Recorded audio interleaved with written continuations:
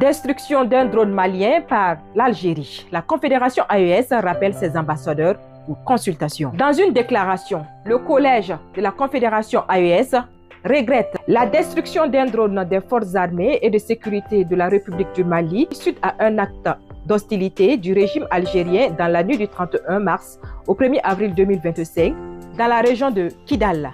Le Collège des sages de l'AES rappelle qu'en application de sa décision en date du 22 décembre 2024, il a décidé, entre autres mesures, de faire de l'espace confédéral un théâtre unique d'opérations militaires. Par conséquent, le Collège des chefs d'État de la Confédération de l'AES considère la destruction du drone des forces armées et de sécurité maliennes comme étant une agression visant tous les États membres de la Confédération AES et une voie perfide de promouvoir le terrorisme ainsi que de contribuer à la déstabilisation de la région. Pour l'AES, cet incident est d'autant plus grave qu'il ressort des conclusions de l'enquête que la destruction du drone a empêché la neutralisation d'un groupe terroriste qui planifiait des actes terroristes contre l'AES. Le Collège des chefs d'État de la Confédération AES condamne avec la plus grande énergie cet acte irresponsable du régime algérien en violation du droit international et à rebours des relations historiques et fraternelles entre les peuples AES et le peuple algérien.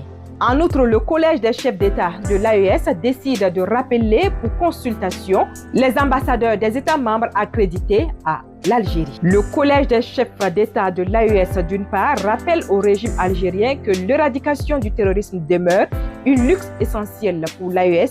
D'autre part, exige de lui d'adopter une posture constructive et de contribuer enfin à la promotion de la paix et de la sécurité dans cette région. Enfin, le Collège des chefs d'État de la Confédération AES rassure les populations que les forces de défense et de sécurité demeurent pleinement mobilisées pour assurer une sécurité et défendre l'intégrité de l'espace confédéral.